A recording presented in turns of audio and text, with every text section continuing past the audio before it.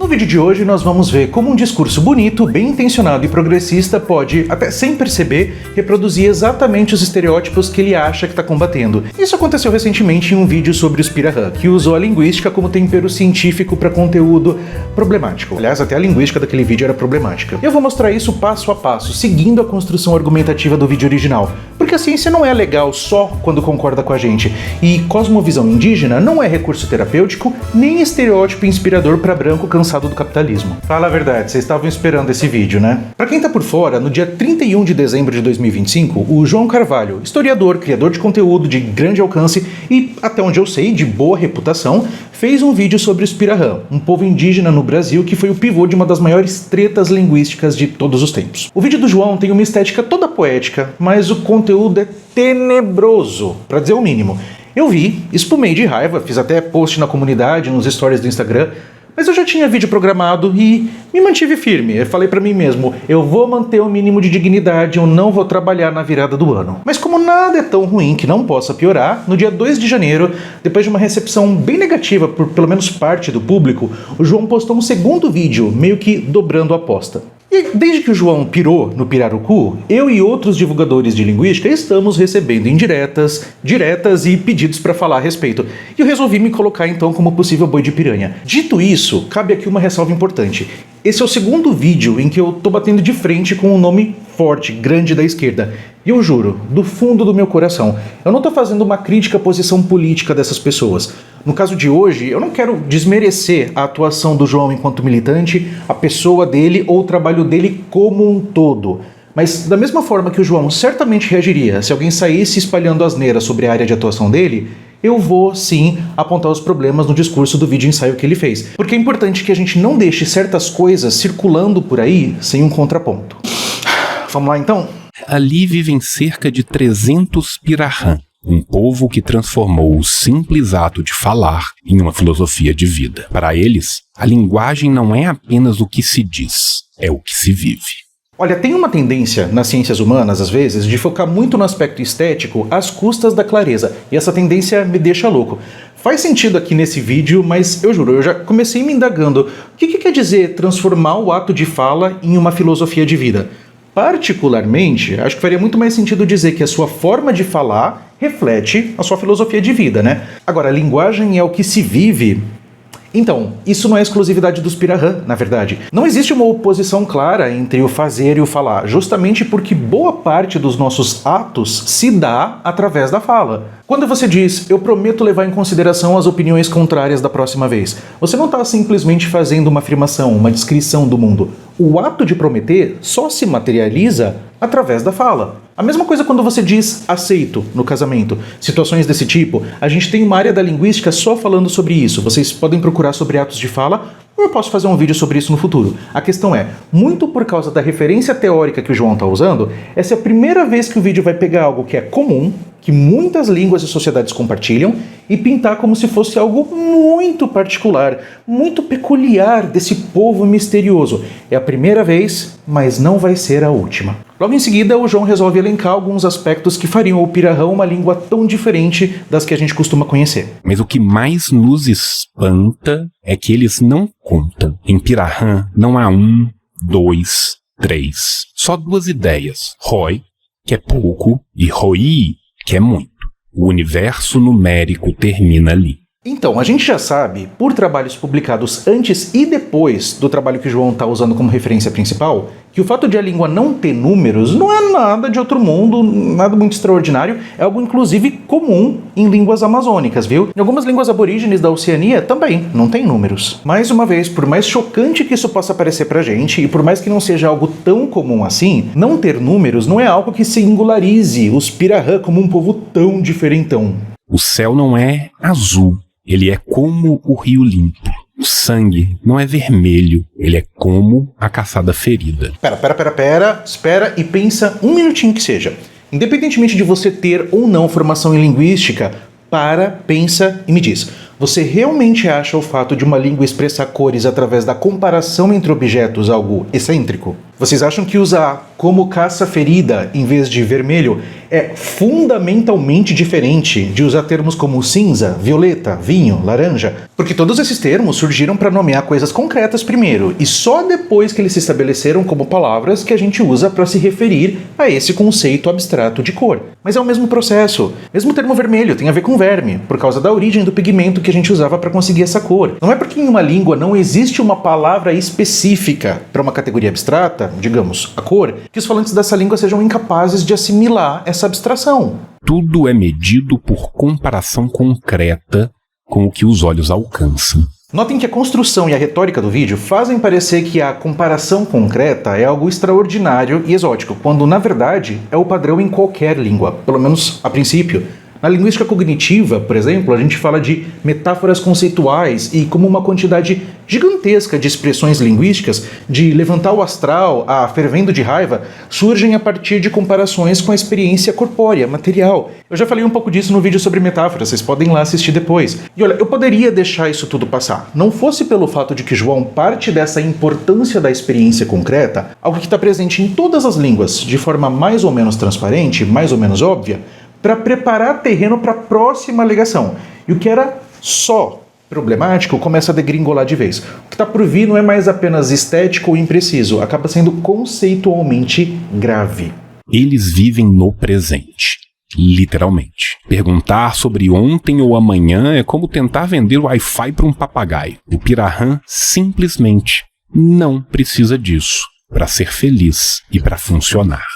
Essa afirmação não é uma interpretação errada do João, ele não tirou isso do sovaco dele, isso vem do pesquisador que o João está usando como base. Vamos falar um pouco desse personagem peculiar daqui a pouco. Mas eu já adianto que esse pesquisador questiona, inclusive, a capacidade de pensamento abstrato dos Pirahan. Vou deixar referências na descrição, claro, mas quem não quiser ler tudo pode olhar só a revisão de trabalho sobre o tema, escrita por uma pesquisadora chamada Janet Chernow. Não há tempos verbais, passado, presente, futuro se misturam no agora. Pessoal, uma coisa é dizer, na língua dos Pirahan não há flexão verbal de tempo. Outra coisa bem diferente é dizer que passado, presente e futuro se misturam no agora. Ah, André, você está sendo chato, implicando com a linguagem poética que o João usou. Será? Imagine um mundo onde ninguém sabe contar. Um mundo em que o tempo não é uma linha, mas um rio. O que já passou vira água, o que virá ainda neblina. E onde as cores não têm nome, mas têm gosto, têm cheiro e têm textura. Ele começa o vídeo falando pra gente imaginar um mundo onde isso, onde aquilo lá. Aí pouco depois dele falar, os Pirahan vivem no presente, ele manda um passado, presente e futuro se misturam no agora. Nesse contexto, mesmo que ele não esteja dizendo com todas as letras, a ideia que se constrói, de forma implícita, é que os Pirahan vivem quase em um universo paralelo. E a ideia é de uma correlação entre a presença de flexão verbal e a capacidade de assimilar diferentes pontos, diferentes momentos no tempo. Como se o fato da língua não possuir flexão de tempo fosse um sinal de que as experiências passadas e futuras não são relevantes para os Pirahan, ou pior, como se justamente a ausência de flexão impedisse os Pirahan de assimilar a diferença entre esses momentos no tempo. E não, gente, não é assim que as línguas funcionam, já falei disso em outro vídeo também. É claro que os Pirahan vivem em um contexto social e cultural muito diferente do nosso, sem dúvida, mas a forma como os fatos vão sendo encadeados vai exagerando essas diferenças e gerando na nossa cabeça a imagem dos Pirahan quase como alienígenas, em uma realidade alternativa. A gente vai voltar a isso daqui a pouco. A história de como o Pirahan chegou ao centro do debate linguístico mundial é inseparável da jornada de um homem que dedicou a sua vida a estudá-la, Daniel Everett. Saber um pouquinho que seja da vida do Daniel Everett ajuda muito a conectar os pontos e a entender de onde surgem os pontos mais esquisitos dessa história toda. O Everett não era linguista, era missionário cristão estadunidense que foi viver com os Pirahan, aprender a língua deles, mas não com objetivos científicos, e sim com o objetivo de convertê-los ao cristianismo. Segundo o próprio Everett, a convivência com os Pirahan o fez rever suas crenças, ele se tornou ateu, continuou estudando a língua Pirahan e fez, sim, um doutorado na Unicamp no começo dos anos 80. Ou seja, ele passou a se dedicar à linguística. Beleza, mas você entendeu o contexto em que isso aconteceu, né? Respira fundo que a gente mal começou. Presta atenção agora nesses dois trechos do vídeo do João. Como pregar sobre um Deus que ninguém nunca viu? Ou sobre um evento ocorrido há 2000 anos atrás para um povo que só dá crédito ao testemunho imediato, para um povo que vive de fato a vida presente? Repara nessa repetição da ideia de viver a vida presente. Você consegue imaginar o porquê dessa insistência? Everett percebeu algo mais profundo. Os Pirahãs seguem aquilo que ele chamou de princípio da imediaticidade da experiência. Eles falam daquilo que tem prova direta. Aquilo que ouviram, aquilo que viram, aquilo que tocaram ou que alguém vivo testemunhou. Isso molda toda a sua língua. Sem mitos de origem, sem genealogias, sem um ontem nem um amanhã. Talvez a ideia do Everett, que o João reproduz aqui, fosse pintar os Pirahã como mestres involuntários do mindfulness, da atenção plena, algo desse sentido.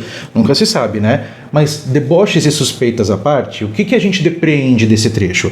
Essa noção dos Pirahã como um povo que só foca no que é presente e imediato.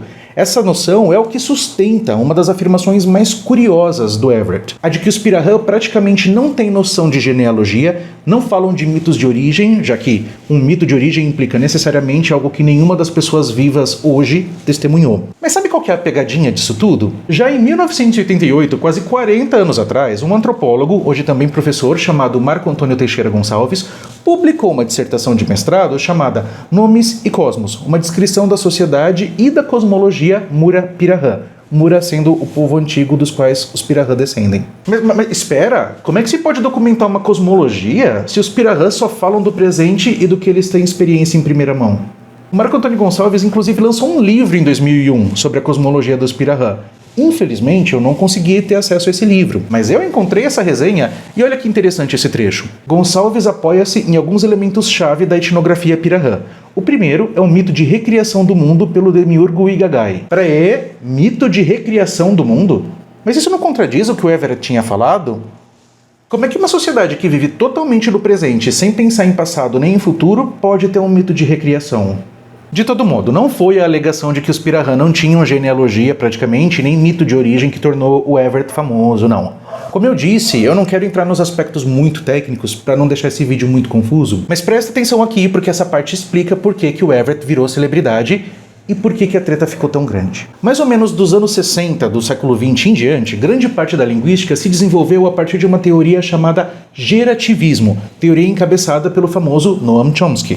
Um dos pilares do gerativismo é que absolutamente todas as línguas humanas do mundo devem ter características em comum. Em 2002, o Chomsky publica, junto com outros 2 autores, um trabalho que diz que o pilar, a característica universal que une todas as línguas do mundo, é chamada de recursividade. Não precisa entender o que é recursividade agora, só que ela foi considerada, então, a característica universal que uniria todas as línguas conhecidas e que sustentaria essa teoria tão influente que era o gerativismo. Por favor, não dispersa que isso é importante. Pouco tempo depois, em 2005, o Daniel Everett publicou um artigo dizendo que a língua dos Pirahã não apresenta essa característica, a recursividade. E se o Pirahã não apresenta essa característica, ela não seria uma característica universal.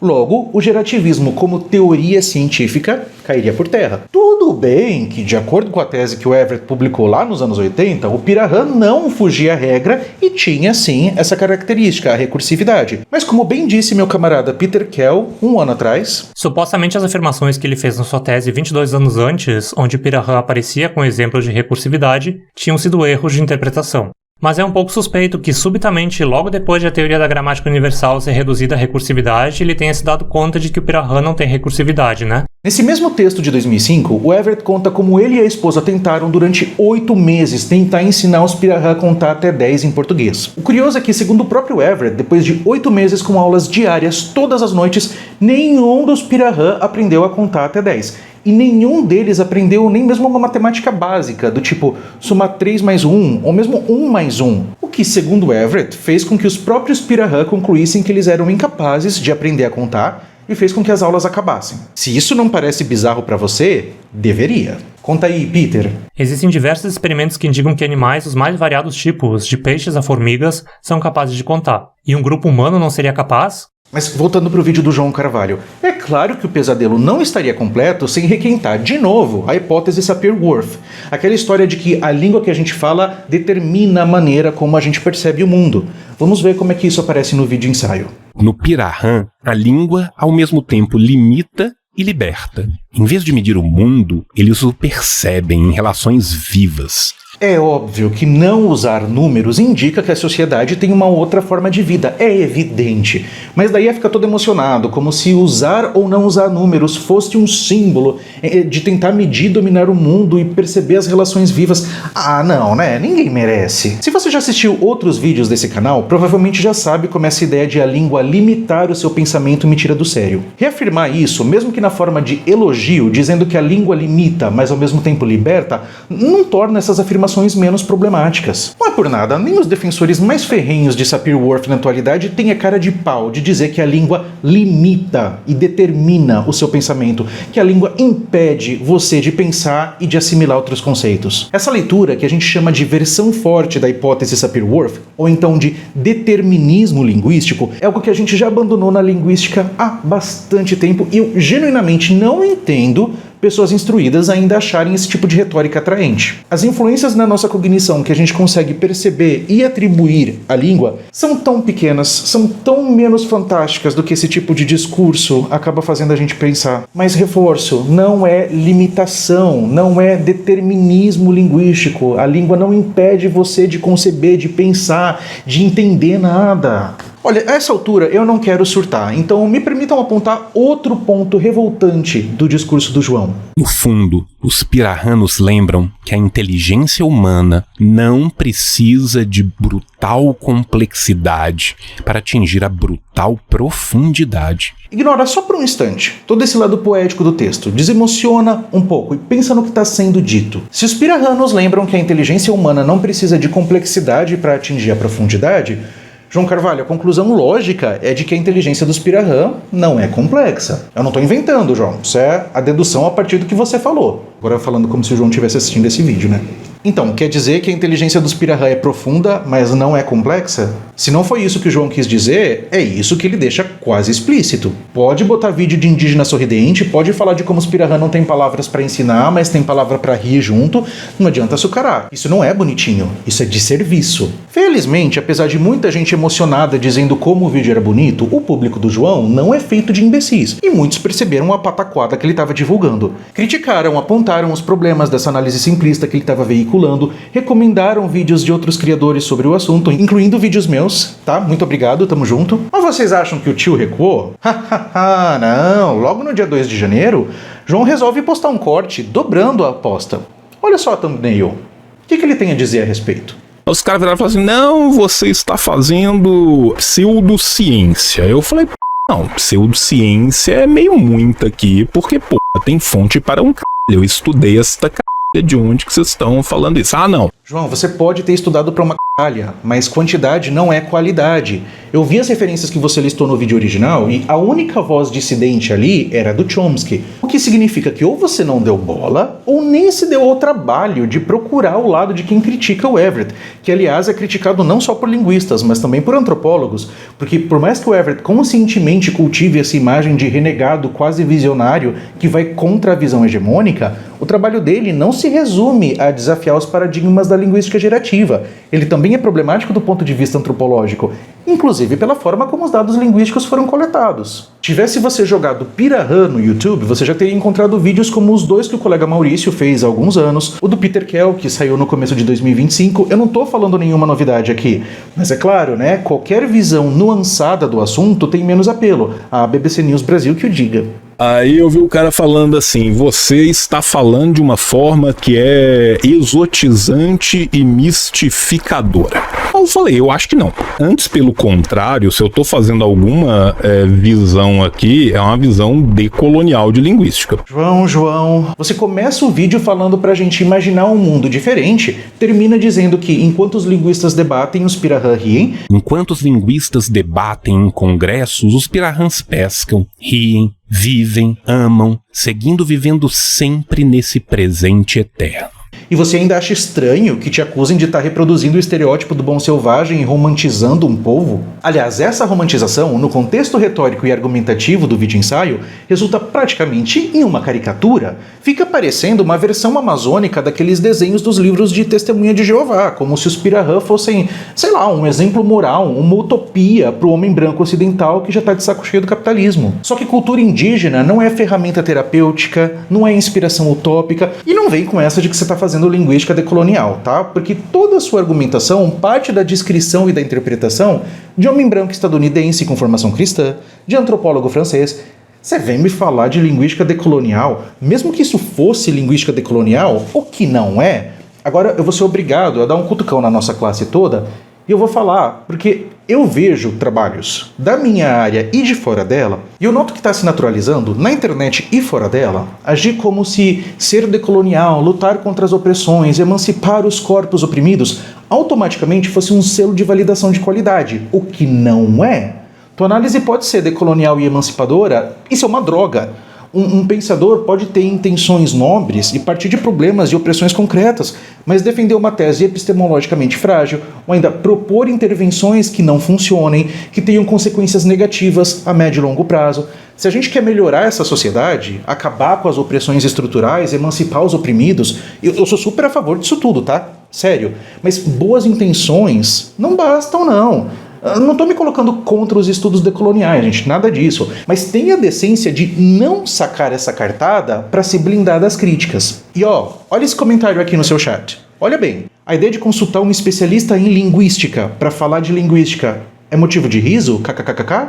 Pode não ser a sua intenção cultivar esse tipo de atitude, mas... Eu acho que é o tanto que eu gosto de Sapir-Whorf. Talvez esse seja o grande problema do meu vídeo. Eu queria que o Sapir-Whorf tivesse mais certo do que eles tivessem. Não sei se eu pesei. Cara, tudo bem a gente gostar de uma ideia, a gente ter afinidades teóricas, isso é inevitável. Mas não dá pra mandar o senso crítico pro espaço, né? No doutorado dele, ele mal tinha 10 anos de estudo na língua e com 30 anos de estudo da língua, ele chegou em outras conclusões. Então, é necessariamente por causa da contenda, entende? Dois problemas aqui. Falar uma língua e fazer uma análise linguística dessa língua são coisas diferentes. Segundo, o problema não é só o que ele fala sobre a língua, são as afirmações esquisitíssimas sobre os Pirahã, não sendo capazes de aprender a contar, a suposta ausência de cosmovisão, algo que já foi desmentido, entre outros problemas que levam as ideias do Everett a serem, no mínimo, muito controversas. Eu estou usando um eufemismo, tá? Mas se a gente comprar a argumentação do vídeo ensaio, a gente vai achar que quem critica o Everett critica porque ele chacoalhou o status quo, o que não é verdade. Mas sabe o que me deixou apreensivo também? O João fala sobre os próximos vídeo ensaios, os próximos vídeos documentários que ele pretende fazer. O terceiro que já está escrito e que vai sair no mês que vem vai ser sobre a possibilidade do nosso universo estar dentro ou não de um buraco negro. Quem sabe ele dá menos polêmica, né? Se eu falar mais de física, mais de exobiologia, mais de cosmologia, talvez seja mais simples, mais tranquilo. Longe de mim ensinar o padre a rezar missa, principalmente alguém que tem o quê? 10 vezes mais inscritos do que eu. Mas eu particularmente ouço isso e fico de cabelo em pé. Eu não sei qual é o perfil exato do público do João Carvalho, ainda que eu suspeite que a maioria é da área de humanas ou tem muito interesse na área de humanas. Então esse público está muito mais preparado para pegar eventuais deslizes, eventuais pisadas de bola que o João der. O que é normal, todo mundo desliza, todo mundo derrapa, é esperado. A questão é como que você lida com esses próprios deslizes. Mas se os vídeos voltados para temas das ciências naturais dão ou vão dar menos polêmica, 3 opções aqui. Ou o João vai se limitar aos consensos nessas áreas, se for isso, ótimo, tudo bem. Ou essas áreas já não têm grandes polêmicas, não tem discussão acalorada, isso eu duvido. Ou então pouco importa se o João falar besteira nessas áreas, porque o grosso do público dele não vai perceber os problemas do conteúdo. E eu realmente torço para que não seja esse o caso. João, se esse vídeo chegar até você, uma pergunta genuína. Sabendo que você tem um alcance enorme, que as pessoas te veem como uma autoridade, por que você quer se meter em áreas na qual você não é especialista, sem ter um especialista para te ajudar? Você pode gostar de estudar, isso é ótimo. Você pode ter conhecimento, pode conversar a respeito, mas você não vê problema em falar publicamente da área alheia, sem sequer consultar um especialista no assunto. Desculpa, eu sou peixe pequeno, eu sou mais novo que você, eu não vou ser seu inimigo, mas não espere que isso vá passar em branco. Nesse sentido, aliás, alguns avisos, inclusive para quem quiser me xingar nos comentários. André, seu escroto, você podia ter mandado mensagem pro João em vez de fazer um vídeo. Se o João quiser dialogar, ótimo, mesmo que não seja comigo, não vai faltar linguista disposto a trocar ideia com ele. Mas pelo que eu vi no segundo vídeo que ele postou, ele não me parece que tá muito aberto a isso não. E olha, tudo bem. Esse vídeo é pro meu público e pro público que assistiu os vídeos dele. Não é necessariamente pra ele. André, você tá do lado do Chomsky, e o Chomsky tá envolvido com os escândalos do Epstein. Bom, eu não vou ficar aqui bancando o advogado de defesa do Chomsky, não vou me prestar esse papel, mas mandando bem a real pra vocês. Assumindo o pior dos cenários como verdadeiro, coisa que eu já não me sinto confortável pra fazer, e mesmo que eu odeie o Chomsky, odeie a teoria que ele fundou, isso não muda praticamente nada nas críticas ao trabalho do Daniel Leverett, ao vídeo do João Carvalho e, digo mais, para a linguística enquanto ciência, isso também não é muito relevante não. Porque tenha a certeza que em todas as áreas, muitos dos nomes mais respeitados e influentes que fizeram contribuições fundamentais também têm seus esqueletos no armário. André, você só bate em nomes da esquerda. Não é verdade. Logo no começo do meu canal, eu fiz vídeo rebatendo a Cíntia Chagas, que é de direita, mas eu só consigo rebater aquilo que chega até mim. Eu não sou um grande consumidor de conteúdo de direita, aparentemente meu público também não. Mas sempre que alguém de direita falar absurdo sobre língua e vocês acharem que dá pra transformar em conteúdo, pode me mandar pro DM, eu não vou passar pano pra ninguém não. Se a essa altura você ainda não me odeia, eu te convido a assistir os outros vídeos do canal e, se você acha que meu trabalho por aqui é importante, se quiser e puder, claro, por favor, considere se tornar um membro do canal ou fazer uma contribuição pelo Pix. Como eu faço tudo sozinho, do roteiro até a edição, eu ainda não consigo oferecer conteúdo exclusivo ou grandes recompensas, mas qualquer ajuda já é muito bem-vinda. E ó, se você não puder ajudar financeiramente, também não é problema. Deixa sua curtida, deixa seu elogio, sua crítica ou sua sugestão aqui. Compartilhe o vídeo para evitar que mais pessoas caiam nessa conversa fiada. Por fim, se você quiser mais detalhes sobre essa discussão técnica envolvendo não só os Pirahã, mas a ideia de determinismo linguístico, a língua determina, limita o seu pensamento, eu vou fazer uma live agora dia 25 de janeiro com os meus camaradas Alomorph, Glossonauta e Peter Kell para falar sobre isso. Mas se você já tá morrendo de ansiedade, não precisa esperar. Pode conferir os outros vídeos que eu fiz sobre esse tema, os vídeos do Maurício, os vídeos que o Peter Kell fez sobre esses temas também.